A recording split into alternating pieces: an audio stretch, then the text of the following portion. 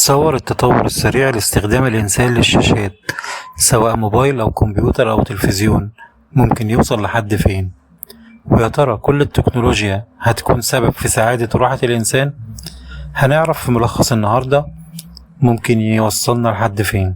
مسلسلنا بيبدأ بشاب أسمر نايم في سريره، بيصحى على صوت ديك طبعا إلكتروني في شاشة جنب سريره، وبإيده بيبعد الديك، يعني خلاص صحي وقفل المنبه. ولما بيقوم بنلاحظ إن الأوضة بتاعته ما هي إلا سرير محاط بالشاشات من جميع الاتجاهات، وبنلاحظ رقم بيطلع له على الشاشة حوالي 15 مليون وأكتر، واحنا طبعا لحد دلوقتي مش عارفين ده معناه ايه. وبعدها بيدخل الحمام وبيدوس على مراية تاتش بتنزله معجون أسنان، وبنلاحظ إن الأرقام بيتخصم منها شوية مقابل معجون الأسنان ده. يعني معنى كده إن الرقم اللي ظاهر ده هو رصيده من النقط أو العملة المستخدمة في الوقت ده. وبعدها بيروح يركب أسانسير ومعاه مجموعة من الأشخاص لابسين زيه بالظبط، تقريبا كلهم شغالين في مكان واحد، وبيدخلوا قاعة مليانة بعجل رياضي زي اللي بنشوفه في الجيم. كويس، الراجل رايح يتمرن، لكن بعد شوية بنكتشف ان ده هو شغل، هو وكل اللي حواليه، وكل ما يبدل اكتر كل ما النقط بتزيد. لكن الزيادة مش كبيرة، ولو اتفرج على اي برنامج على الشاشة اللي قدامه بتنقص من الرصيد. عشان كده هو مش بيشغل اي حاجة زي زمايله، هو بس بيشغل صورة الافاتار بتاعه وهو راكب عجلة، وده مش بياخد من رصيده.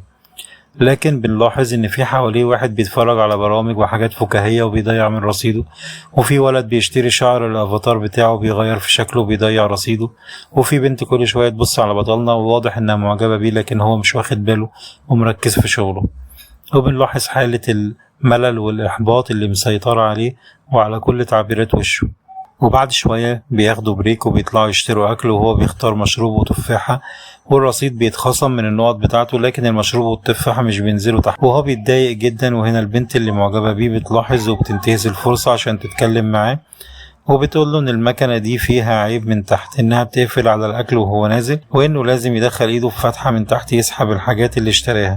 وفعلا بتطلع له المشروب والتفاحة وهو بيشكرها وبيمشي، وهي بتحس بإحباط لأنه مش ملاحظ وجودها خالص. وبعد البريك بيرجعوا يبدلوا على العجل مرة تانية، وبيكون في واحد من اللي معاهم حاسس بتعب شديد لكنه مش قادر يوقف لأنه مطلوب منه تارجت لازم يقفله، حتى اللي حواليه محدش منهم بيساعده عشان ما يعطلش نفسه.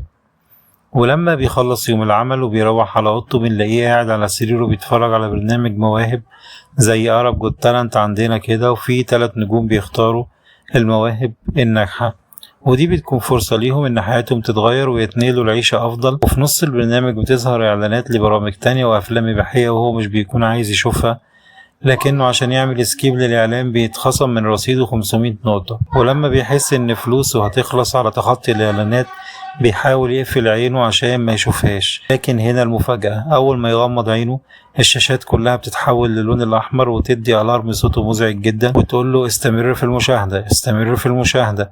يعني مش بيتفرج بمزاجه ولا بيختار اللي هو عايزه، هو مفروض عليه إنه يتفرج على الشاشة اللي قدامه لمدة معينة ويشوف حاجات معينة، وإلا يخسر كل الفلوس اللي معاه. لكن الغريب إن رصيده كبير أكتر من 15 مليون، وده شيء مش طبيعي، لأنه بالمعدل اللي شايفينه اللي بيجمعه بالنهار لازم يصرفه بالليل، مش هيقدر يحوش حاجة. وبيبدأ اليوم التاني بصياح نفس الديك والشاشة اللي بتظهر الافاتار بتاعه والرصيد، وبيدخل الحمام وبيغسل سنانه ونفس الروتين، ويركب الاسانسير مع نفس الاشخاص. لكن اليوم ده بتركب معاهم في الاسانسير بنت جديدة اول مرة يشوفها، وبتكون جميلة وبتلفت نظره جدا. واول ما بيوصل عند المكان اللي بيشتغل فيه بيلاحظ ان في واحد مش موجود مكانه، وهو اللي كان تعبان امبارح، وبيعرف من اللي جنبه انه مات امبارح وانهم اكيد هيجيبوا حد مكانه النهارده لان الانتاج مش هيوقف، وفي كتير متقدمين للوظيفة دي. وبالفعل بتيجي البنت الجديدة اللي شافها في الأسانسير الصبح، بتقعد على العجلة الفاضية وبتبدأ تشتغل، وبعدها بيبدأ البريك وبيروح الحمام، وهو حمام رجالي وحريم على بعض يعني، بيسمع صوت حد بيغني وبتكون صوتها حلو. هو بيأخر نفسه لحد ما بتطلع من الحمام عشان يشوفها، وبتطلع هي البنت الجديدة وبيحاول يتكلم معاها، لكن بتظهر شاشة إعلانية محرجة وبيتلخبط. وهي بتخرج، وأول ما بيخرج بيلاقيها عند مكنة الأكل وبتطلب حاجة لكن مش بتنزل، وهو بيستخدم الحيلة اللي البنت التانية علمتها له، وبيفتح معاها كلام وبيقول لها إنه سمعها وهي بتغني في الحمام وإن صوتها حلو جدا، وهي بتقول له إن دي أغنية كانت مامتها بتغنيها لها وهي صغيرة، وإنها بتحاول تغنيها كل شوية عشان تفتكر مامتها.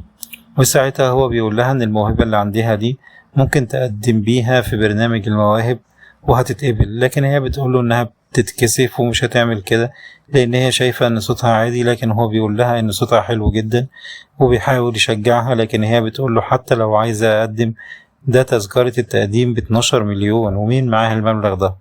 وهو بيقول لها ان هو معاه المبلغ ده وانه هيديهولها بس هي توافق انها تقدم في البرنامج. وبعد إلحاح منه بتوافق وبتسأله انت ازاي معاك المبلغ ده؟ وبيقول لها ان اخوه كان هنا قبله وكان محوش المبلغ ده لكنه مات، وهو اخد مكانه واخد المبلغ اللي كان خاص باخوه زي الميراث كده يعني. وهنا بنعرف ان هو ازاي حصل على الرصيد ده كله رغم انه مش بيحوش حاجة. وبالليل بعد ما بيروح بيطلب انه يشتري تذكرة اشتراك للبرنامج، وبيتفاجئ ان التذكرة اصبحت ب15 مليون مش ب12، يعني بعد ما يشتريها مش هيتبقى معاه حاجة. لكن برضه بيوفي بوعده وبيشتريها وبيبعتها هدية لصاحبته اللي أول ما توصل لها التذكرة بتبعت له شكر خاص. وفي الميعاد المحدد بيروح معاها لحد المسابقة كمرافق، وبيختموله على ايده ختم زي الوشم كده مش بيروح من الايد غير بعد شهرين، وهو ده الدليل على انه مرافق للمتدربة او المشتركة. وبيدخلوا قاعة الانتظار وبيلاقوا ناس كتير جدا وبيعرفوا منهم ان في ناس منتظرة من ايام وناس منتظرة من شهور، وبيلاقوا جدا لحسن يفضلوا كتير وما يدخلوش المسابقة. لكن بعد ثواني الحارس بتجيله مكالمة بتقوله يدخل البنت دي اول واحدة، وهنا بنلاقي بنت من اللي واقفين من بدري بتغضب وبتقول لهم ده مش عدل، والحارس بيقول لها مش انا اللي بختار. ولما بتكون داخلة بيدولها علبة عصير تشربها، ولما بترفض البنت بتقول لها ان ده اجباري، وبيعرفوا ان المشروب ده مهدئ يعني بمعنى صح مشروب الطاعة عشان اللي يطلع على المسرح ما يعملش اي حاجة غير المطلوبة منه.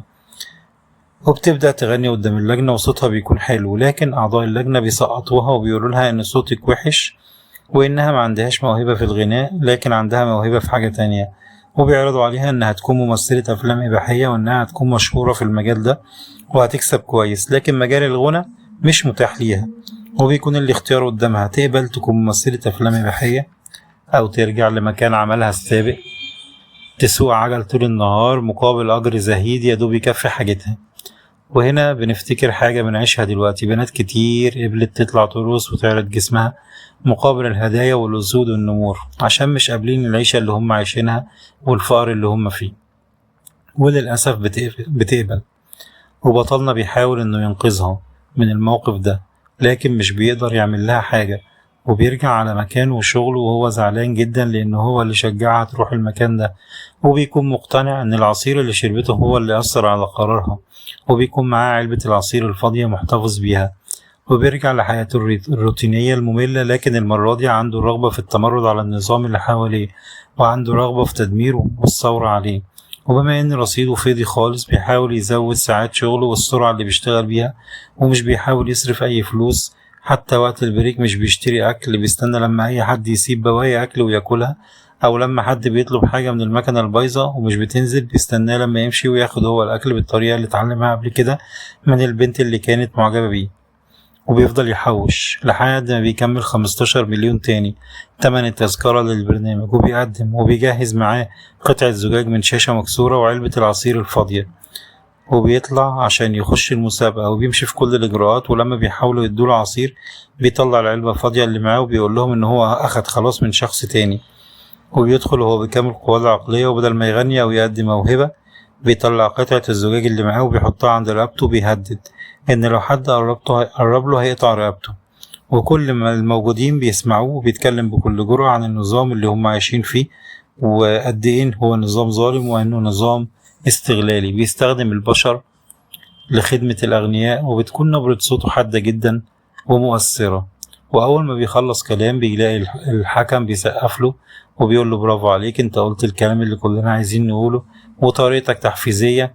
ايه رأيك لو تاخد بيت كبير واكل زي ما انت عايز وحياة مرفهة مقابل انك تتكلم بنفس الطريقة دي مرة واحدة كل اسبوع ولمدة نص ساعة، او ترفض وترجع زي ما كنت. وهنا بما انه مشربش العصير وعقله واعي لكل اللي بيحصل، كلنا اكيد هنقول مش هيقبل انه يكون عروسة في ايد النظام اللي هو بينتقده واللي مش عاجبه. لكن المفاجأة اننا في اخر المسلسل بنشوف البطل بيتكلم نفس الكلام الحماسي وهو ماسك نفس قطعة الزجاج، وبعد ما بيخلص بنلاقيه بياكل تفاحة من طبق مليان قدامه وبيبص من شرفة على منظر طبيعي في بيت واسع. كل ده وأكتر هتعرفه لما تتابع ملخص حلقات مسلسل العد التنازلي. ادخل على صفحتي وتابعني عشان يوصلك جميع الملخصات.